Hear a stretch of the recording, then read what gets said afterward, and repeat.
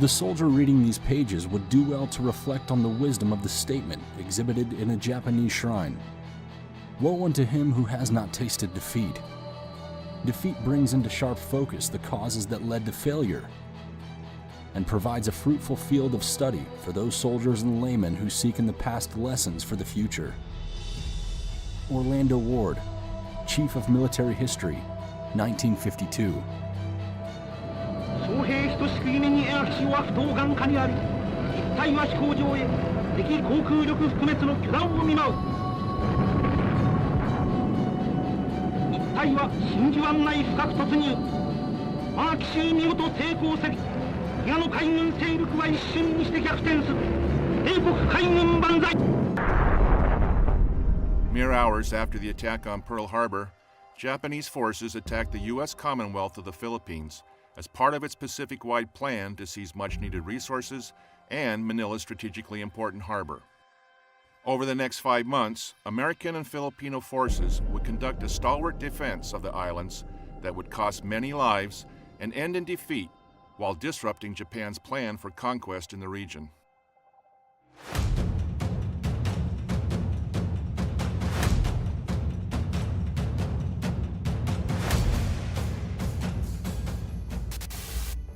By 7 December 1941, the Philippines, a chain of 7,000 islands in the Pacific, had been a U.S. territory for over 40 years. Located over 11,000 kilometers from San Francisco, but just under 3,000 kilometers from Tokyo, it was America's first line of defense against the threat of Japanese expansionism in the Pacific. With Japan already in control of the island of Formosa to the north, the Marshall, Caroline, and Gilbert Islands to the east, and occupying a significant part of China to the northwest, the U.S. military garrison in the Philippines was all that prevented Japan from consolidating its gains and driving south to seize the Dutch East Indies' valuable resources of oil and rubber. The American military, however, had concerns about the feasibility of defending the Philippines. As early as 1914, then Second Lieutenant George C. Marshall was able to demonstrate during maneuvers simulating a Japanese invasion of Luzon, how easily the capital city of Manila and its major port could fall to aggressors. With a coastline longer than the United States, the military appreciated just how difficult it would be to defend the Philippines effectively. Various changes in U.S. policy also undermined the defense of the Philippines. These included the Washington Naval Treaty, signed in 1922, which halted U.S. construction of new fortifications in the Pacific in exchange for Japan limiting the size of its fleet. With only one reinforced stronghold, set at the mouth of Manila Bay on the island of Corregidor, the Philippines' defenses were questionable. The Navy expects to solve the naval defense problems that may confront the United States in the Navy's traditional way without alliances. It expects to stand on its own feet in providing protection to the United States. This realization was evident in the Joint Army and Navy's Basic War Plan for the Philippines. Updated in the spring of 1941, War Plan Orange 3 prescribed a limited defense of the Philippines that focused primarily on denying an invader the use of Manila Bay. It also outlined a predetermined fallback plan for civilians and soldiers that acknowledged the difficulty of halting a Japanese invasion force that U.S. intelligence estimated could reach 300,000 troops in a month's time, as the Japanese established a blockade against U.S. reinforcements and resupply. As such, the plan for the defense of the Philippines is best understood as a delay. If properly reinforced, it was hoped that the island's garrison could delay Japanese forces long enough for additional troops to arrive and partners to commit to the fight. A variation of a retrograde. A delay is when a force under pressure trades space for time by slowing down the enemy's momentum and inflicting maximum damage on enemy forces without becoming decisively engaged.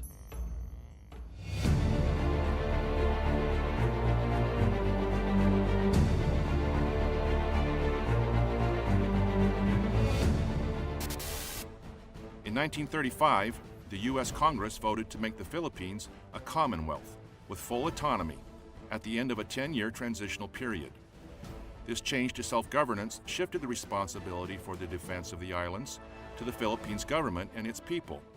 However, it complicated command and control and unity of effort between U.S. forces and the Philippine Army. In response, the Philippine National Assembly voted to stand up a force of 10,000 soldiers, supplemented by 400,000 reserve troops. At the request of President Manuel Quezon, Douglas MacArthur, recently retired from the U.S. Army, was asked to oversee the creation of the Philippine Army as Field Marshal and military advisor to the Commonwealth Government of the Philippines.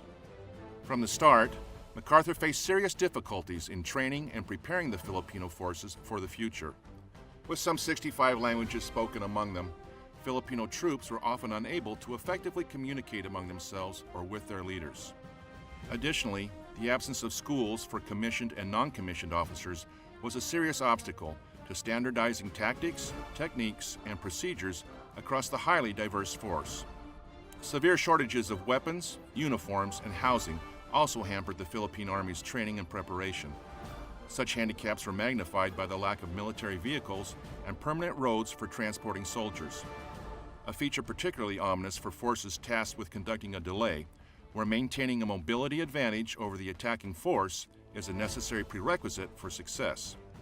These handicaps were complicated by a military communication infrastructure that relied heavily on unreliable civilian telephone and telegraph systems. The Philippine Army, however, was not the only military unit training on Luzon prior to the Japanese attack. In 1941, the U.S. Army's Philippine Department, under the command of Major General George Grunert, was headquartered out of Fort William McKinley with over 22,000 soldiers. Its largest unit, the Philippine Division, was commanded by Major General Jonathan M. Wainwright and led by American officers.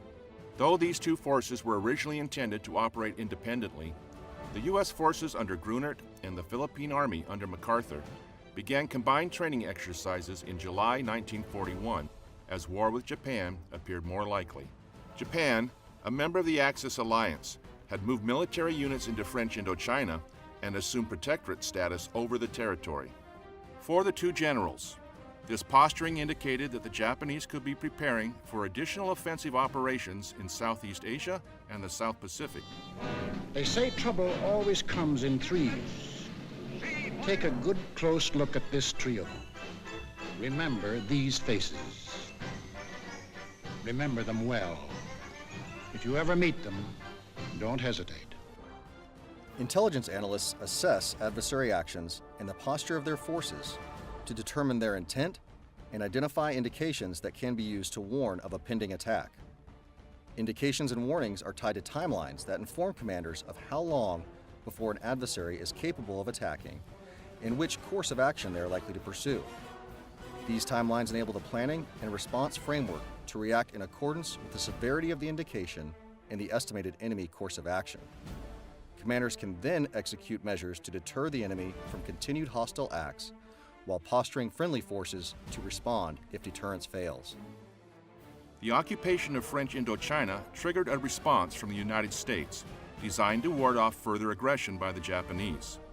After placing a freeze on all U.S.-based Japanese assets, President Franklin Roosevelt then halted shipments of rubber, iron, and fuel to Japan and began planning for the military reinforcement of the Philippines. President Roosevelt's actions, designed to deter further Japanese aggression in the region, are examples of flexible deterrent options, or FDOs. FDOs are established to deter actions before or during a crisis and may be used to prepare for future operations. They are developed and executed using each instrument of national power, diplomatic, informational, military, and economic, but are most effective when used in concert. FDOs provide options for decision makers during emerging crises to allow for gradual increases in pressure to avoid unintentionally provoking full-scale combat, while simultaneously enabling leaders to develop the situation and gain a better understanding of an adversary's capabilities and intentions. Already reeling under trade restrictions imposed the previous year, this action pushed Japanese military leadership into a corner. Lacking the necessary materials to continue their plans for conquest, they made the decision to go to war by December 1941 if negotiations failed to reverse U.S. sanctions.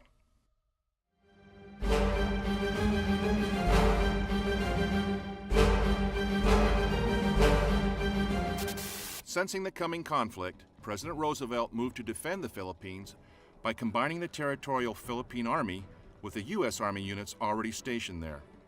He then placed MacArthur in command of the newly combined force, designated as United States Army Forces Far East, or USAFFE, and charged him with defending the islands.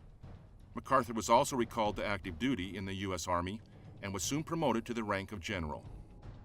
Earlier that spring, War Plan Orange 3 had been included as part of the National War Plan known as Rainbow 5.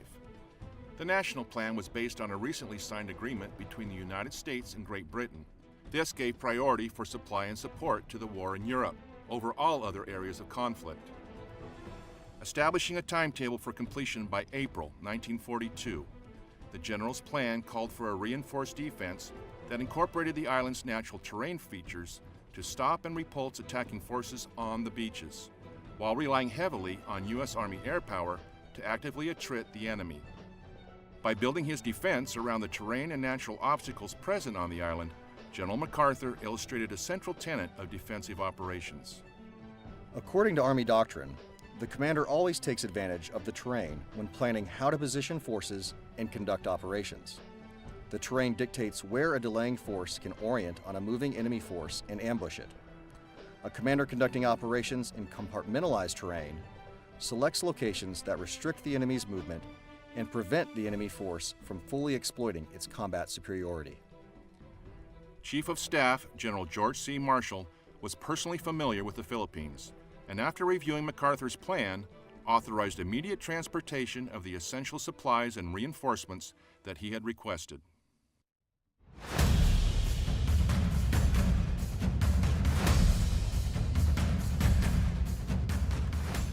To reinforce the Philippines, Army leadership deployed several National Guard units.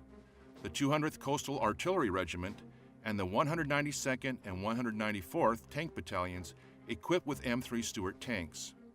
MacArthur also received reinforcements for his air arm to include P-40 Warhawk fighter planes and B-17 Flying Fortress bombers.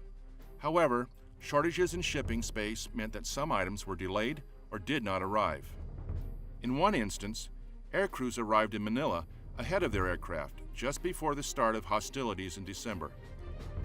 Since delivery of their A-24 Banshee dive bombers never occurred, these airmen spent the rest of the war fighting as infantry. To compensate for his lack of updated equipment and well-trained personnel, MacArthur's plan relied heavily on close integration with the Filipino forces.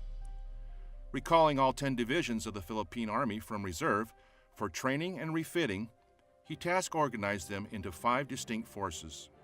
The North Luzon Force, under the command of Major General Wainwright, defended strategically important areas of Luzon. These included the only beaches wide enough and deep enough to accommodate a large-scale amphibious landing. The North Luzon Force also had responsibility for the Bataan Peninsula, War Plan Orange's designated fallback area should the Japanese invasion prove unstoppable. Organizationally, the North Luzon forces consisted of the horse-mounted 26th Cavalry Regiment and the 1st Battalion, 45th Infantry, both of which were fully equipped and extensively trained Philippine scouts. These units were accompanied by 2 batteries of 155mm artillery and 1 battery of 2.95-inch mountain guns. 3 Philippine Army infantry divisions, the 11th, 21st, and the 31st, completed Wainwright's command. MacArthur planned to support the North Luzon Force with the Philippine 71st Infantry Division, held in reserve at Manila. This division could only be released with MacArthur's permission.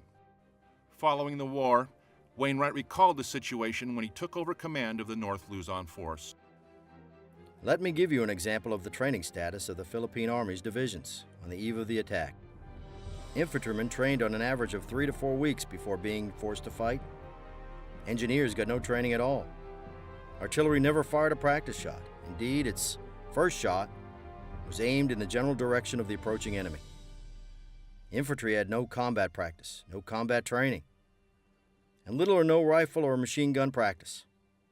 The divisions did not have a full complement of artillery. There was no means of transportation for any artillery. We got practically no transportation for any purpose. The divisions were badly undermanned.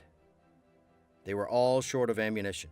We were terribly short of hand grenades, .50 caliber machine gun, and infantry mortar ammunition. My command was spread over an area 75 miles from north to south and 100 miles from east to west. But the only means of communication with the various divisions was through the public telephone lines. The South Luzon Force, commanded by Brigadier General George M. Parker, Jr., was responsible for defending a zone covering the capital of Manila all the way south to the tip of Luzon. His forces were comprised of two Philippine Army infantry divisions, the 41st and 51st, that found themselves in the same training and equipment shortage situation as the North Luzon Force. They were supplemented by a battery from the 86th Field Artillery of the Philippine Scouts. MacArthur's 3rd Force was organized to defend the Bisayan-Mindanao Islands area. It fell under the command of Brigadier General William F. Sharp and included three Philippine Army infantry divisions, the 61st, 81st, and 101st. The Harbor Defense Force, under the command of Major General George F. Moore, was MacArthur's 4th Force and was comprised of 4 regiments of coastal artillery and 1 regiment of air defense artillery. The 5th and final force, located north of Manila, was the Reserve Force, under MacArthur's direct command. Along with USAFFE headquarters, the Reserve's operational forces consisted of the Philippine 91st Division and the U.S. Philippine Division, consisting of 3 infantry regiments and the Division Artillery, or DIVARTI. It also included the 1st Provisional Tank Group, consisting of 2 tank battalions.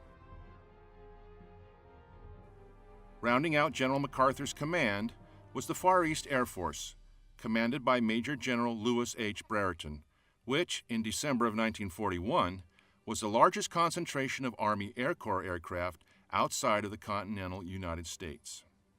Logistical support, including food, ammunition, weapons, and medical supplies, were transferred from depots on Bataan and the island of Corregidor and distributed to each defending force. This was done to support MacArthur's desire to defend as far forward as possible. The 16th Naval District, under the command of Rear Admiral Francis W. Rockwell, was also a vital part of the defense force. With installation at Cavite, Olongapo, and Corregidor, it included cruisers, destroyers, submarines, patrol boats, and the 4th Marine Regiment. Though under orders to assist in the defense of the Philippines, it remained independent of USAFFE and instead reported to the U.S. Asiatic Fleet, headquartered in Manila, under the command of Admiral Thomas C. Hart. A testament to the early growing pains associated with creating a joint force, this lack of a unified command was not unique to the Philippines and plagued U.S. operations throughout much of the Pacific Campaign. For MacArthur and Rockwell, it upset unity of effort and further complicated their defense of the island.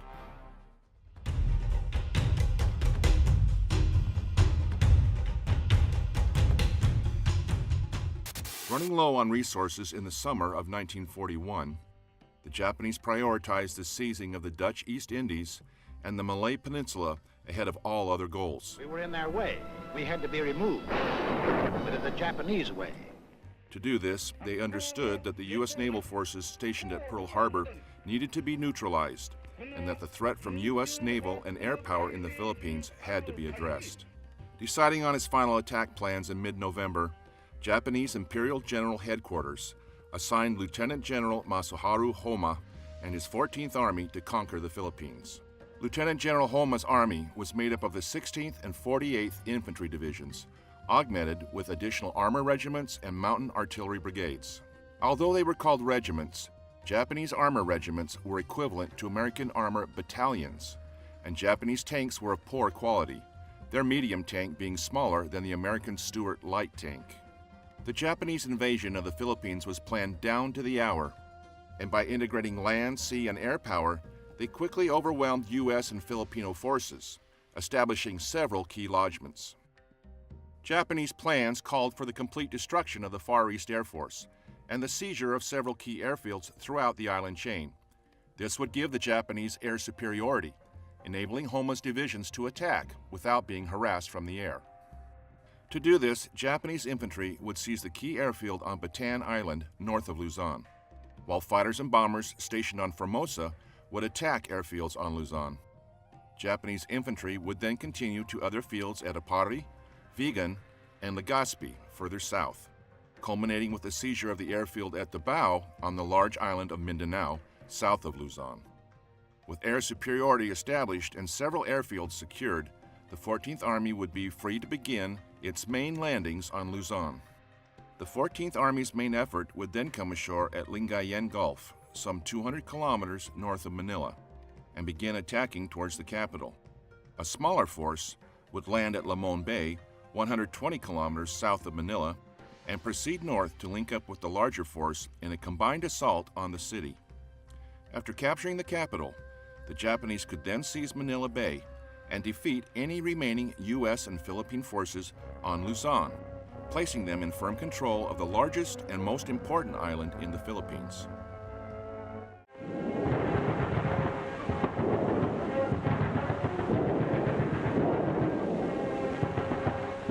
The attack on Pearl Harbor signaled the start of the invasion of the Philippines. U.S. Asiatic Fleet Headquarters in Manila was the first to be notified at 0230 hours local time on 8 December. General MacArthur, however, was not notified of the event until an hour later when his chief of staff heard the news over the radio. MacArthur immediately put his troops on alert. Attacked 4 months earlier than intelligence estimates predicted, MacArthur had only a fraction of the necessary equipment and supplies he needed to defend the Philippines. As the Japanese began their invasion, the majority of MacArthur's soldiers, and in particular the Philippine Army troops, lacked even the most basic necessities, from boots and helmets to serviceable rifles and ammunition. More importantly, they lacked the training necessary to fight as units in the field. In contrast, the Japanese forces were better trained and well equipped, with units having prior battlefield experience obtained during the ongoing Sino-Japanese War.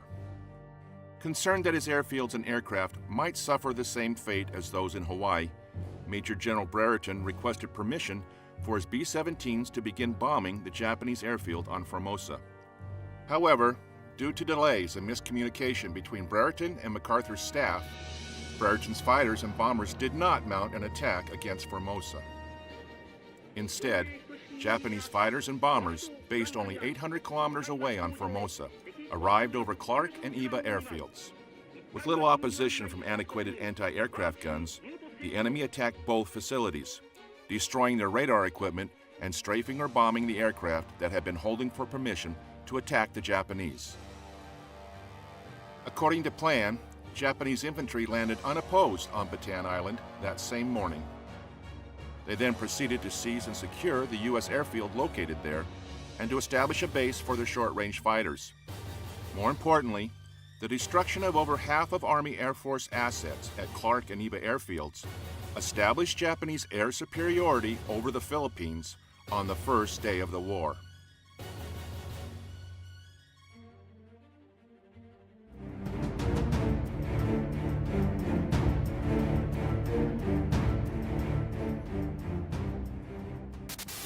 The next day, 9 December, Japanese bombers from Formosa struck Nichols Field, destroying more aircraft and seriously damaging the installation. Opposition was light. Understanding that his ships could not expect protection from aerial attack, Admiral Hart dispatched the majority of his fleet south to Australia. Following their departure, the Japanese attacked the naval facilities at Cavite on 10 December. As Cavite burned, Japanese infantry, supported by naval aircraft and gunfire from the Japanese fleet, landed on Camiguin Island north of Luzon. The few U.S. aircraft left operational attacked units of the 2nd Formosa Regiment as it came ashore at Vigan and Apari, sinking one Japanese minesweeper and damaging 4 other vessels.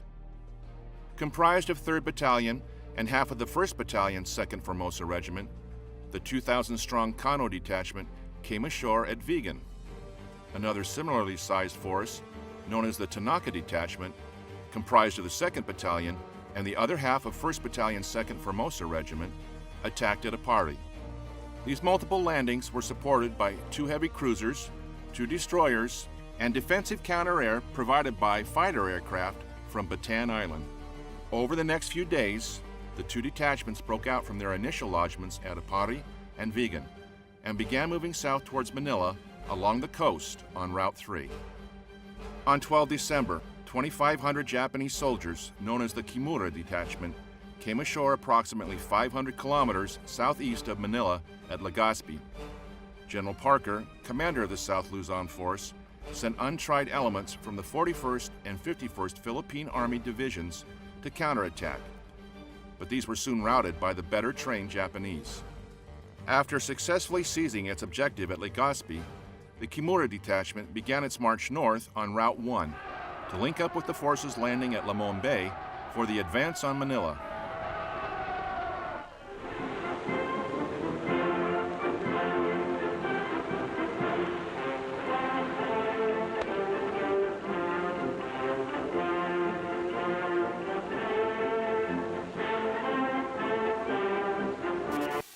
Keeping to Lieutenant General Homa's timetable for the taking of the Philippines, enemy landings until now had been minor incursions. However, on 22 December, Homa's main effort came ashore along the Lingayen Gulf. Comprised of the entire Japanese 48th Division, with attached elements of the 16th Division, Homa's Lingayen force totaled just over 40,000 soldiers. Following a carefully timed plan that called for landings at 3 different locations, along a 24-kilometer stretch of the Gulf, the first wave of Japanese landing craft approached the beaches at 0500. Beginning in the south, units of the 47th Infantry Regiment and elements of the 48th Mountain Artillery landed at the village of Aguu. Overcoming rough seas and weak resistance from unseasoned units of the 11th Philippine Infantry Division, the Japanese landed most of their forces with minimal loss. The middle landing was conducted by units of the 1st Formosa Infantry Regiment and elements of the 48th Mountain Artillery at the village of Arangay. The landings were virtually unopposed, and the 1st Formosa troops soon turned south on Route 3 to join their comrades of the 47th Infantry Regiment who had landed at Aguu. The final landing, 2 hours later, by units of the Kamijima Detachment, composed primarily of the 9th Infantry Regiment, occurred further north at the village of Bawang. Moving ashore through rough waters, they briefly encountered stiff resistance from troops of the 12th Philippine Infantry Regiment before seizing the village. Breaking out from their lodgment, they dispatched patrols along Route 3 to make contact with Colonel Tanaka's detachment as it came south along the road. Advancing against light resistance, a unit of the Kamijima Detachment attacked along the Bawang-Baguio Road that ran to Rosario through the Cordillera Mountains and then seized the airfield at Nagilian. The enemy's success forced the 71st Philippine Regiment and elements of the 11th Philippine Division to withdraw. Meanwhile, the main body of the Kamijima Detachment seized the village of Baguio further east to prevent U.S. forces from outflanking the landing force and to act as a rear guard for the Japanese advance on Manila. As the enemy began its move inland, Wainwright's 21st Division defended the southern shores. This left the soldiers of the 26th Cavalry Philippine Scouts, led by Colonel Clinton A. Pierce, to defend against Japanese movements south along Route 3 from the village of Puzurobio. Advancing south along Route 3, Colonel Hifumi Imai's 1st Formosa Regiment and elements of the 48th Mountain Artillery received little opposition from the inexperienced and lightly armed 11th Division as they advanced towards the village of Damortis. Along the way, they linked up with the 48th Reconnaissance 9th Infantry Regiment and the 4th Tank Regiment. Both had come ashore earlier north of Damortis. After advancing out of Aguu, Colonel Isamu Yanagi's 47th Infantry and a battalion of the 48th Mountain Artillery faced weak resistance from a battalion of the 11th Infantry Division, which then retreated to Damortis. Aware of the growing advance on Damortis, General Wainwright ordered the 26th Cavalry to move from Puzurobio through Rosario and onto Damortis to aid in its defense. When the 26th Scout Car Platoon arrived at Damortis, they found the town unoccupied. The platoon then moved north on Route 3, where it made contact with the Japanese 48th Reconnaissance and 4th Tank Regiment. Unable to advance, the platoon returned to Damortis, where the 26th Cavalry was ordered to hold in a delaying action should a forced withdrawal of the North Luzon force become necessary. At 1300, Japanese aircraft, armor, and infantry units began the attack on Damortis. In response, Colonel Pierce asked for additional support from General Wainwright, who requested a company of tanks from Brigadier General James Weaver, the Provisional Tank Group commander. Due to a fuel shortage, Weaver was only able to send a platoon of 5 tanks, all of which were either destroyed or damaged by 47mm anti-tank fire or the enemy's tanks. By 1600, additional Japanese units joined the battle, and by 1900, Damortiz had fallen into Japanese hands. Ordered to withdraw, Colonel Pierce's cavalry paid a heavy price in lives and horses, while performing successful delaying actions to protect the 11th Division's right flank. Attacked by the Japanese upon their arrival in Rosario, the 26th Cavalry Regiment was forced to withdraw again, this time further to the south, where they were ordered to hold the road junction between Rosario and Baguio until its defenses became untenable.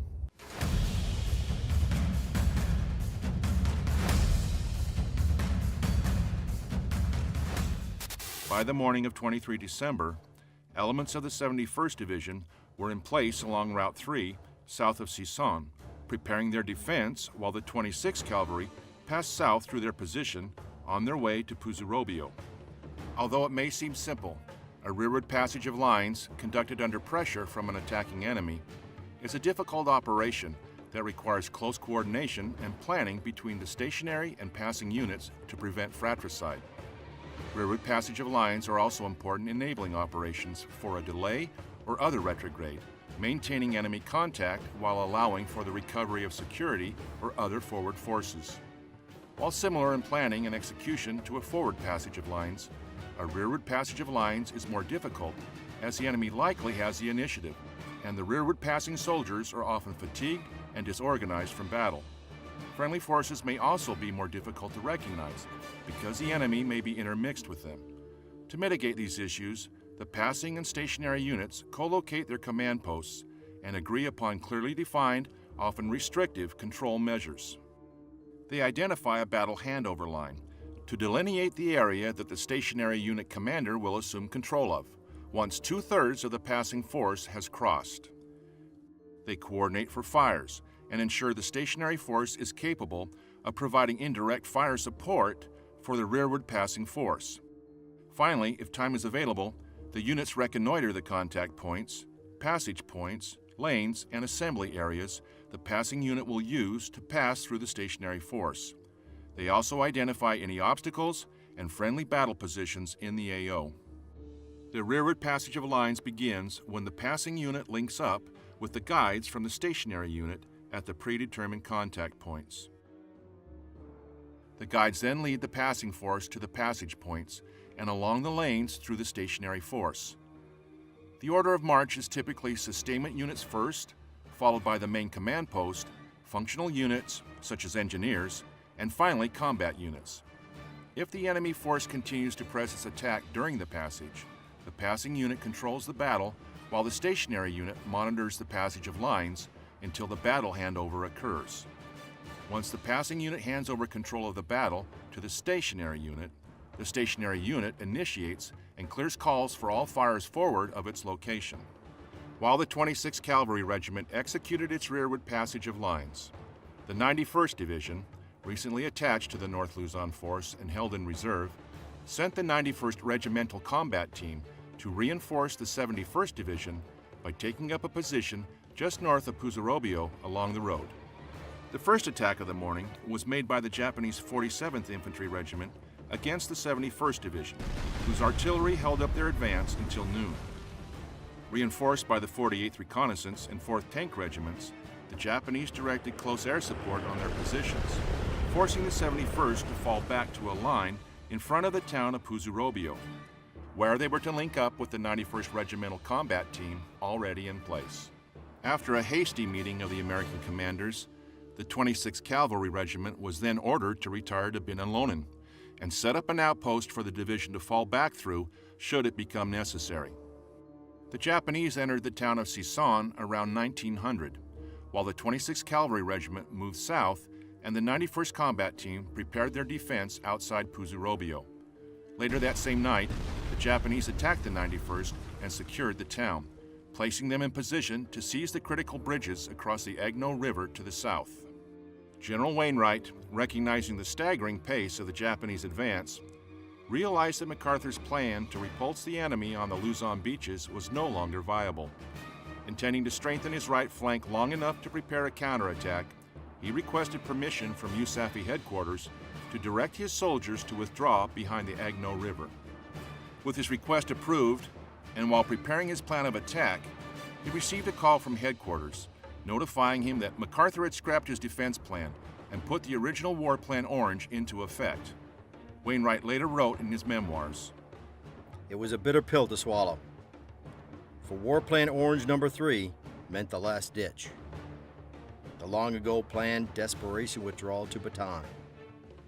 That was not all. MacArthur, I learned, was about to leave Manila and take his headquarters to Corregidor. The soldier's world is where he is fighting. Mine was falling to pieces. Wainwright could not have known it at the time, but MacArthur's decision to revert to War Plan Orange and fall back to Bataan would upset Homa's timetable, enough that it would delay Japanese war plans across the entire South Pacific.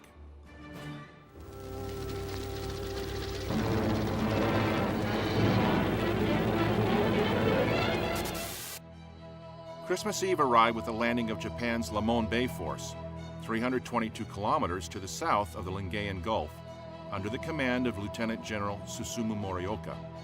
Coming ashore with 7,000 soldiers of the 16th Division at 3 different locations, they could not have picked a better moment to attack. Having been denied permission to move any artillery defending the western approach to Manila, the South Luzon force was also in the process of repositioning its maneuver forces when the Japanese began landing.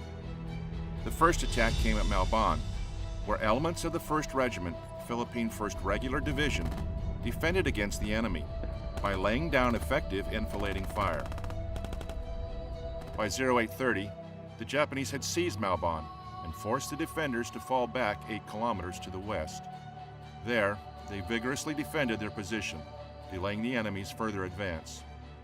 Further south, at the town of Sion, the 2nd Landing Force came ashore at 0700 and met with little resistance. The Japanese then divided their forces, advancing elements along the Manila Railroad toward Tayabas Bay, while other units moved south to link up with the Kimura Detachment, currently marching up Route 1 along Sumalong Bay. The 3rd and main landing force came ashore south of Antimonan, where it engaged with Company A, 52nd Infantry Regiment, Philippine 51st Division. The Japanese seized the town at 1100. A Japanese reconnaissance unit, supported by light bombers, also advanced to seize the town of Malikbay. Sustained attacks by enemy aircraft forced the defenders to fall back from the village and set up defensive positions 6.4 kilometers to the west, near the town of Binihan. By the evening of the 24th, while still attempting to delay the enemy from advancing along Route 1 toward Pagbilao, the defenders were overwhelmed and fell back under cover of darkness. The day ended with MacArthur ordering General Parker, the South Luzon Force commander, to organize the Bataan Defense Force and prepare the peninsula's defenses. 24 December was a difficult day for the North Luzon Force as well. With the Japanese already advancing on the Agno River, the 26th Cavalry Regiment attempted to delay them north and west of Binalonan. Mounting a fierce defense, the 26th stopped the first attack made by the Imperial Japanese Army's 4th Tank Regiment. The tanks then swung to the west to bypass the 26th, but the cavalry counterattacked and the Japanese were once again unable to advance. The Japanese then sent up more tanks and the 2nd Formosa Regiment as reinforcements. This put the cavalry at serious risk, but they were too deeply engaged to break contact. General Wainwright, who was in Binalonan when the heavy fighting began, ordered Colonel Pierce and his 26th Cavalry Regiment, now reduced to only 450 soldiers, to fight a delaying action while falling back southeast from the Agno River to Tayug. For more than 4 hours, the outnumbered cavalry delayed the enemy, until finally leaving Binalonan to the Japanese around 1530. By the end of Christmas Eve 1941, the Japanese Lingayen Gulf and Lamon Bay forces had both established their beachheads, secured their initial objectives, and were in positions to the north and south to advance on Manila and its strategic strategically important harbor.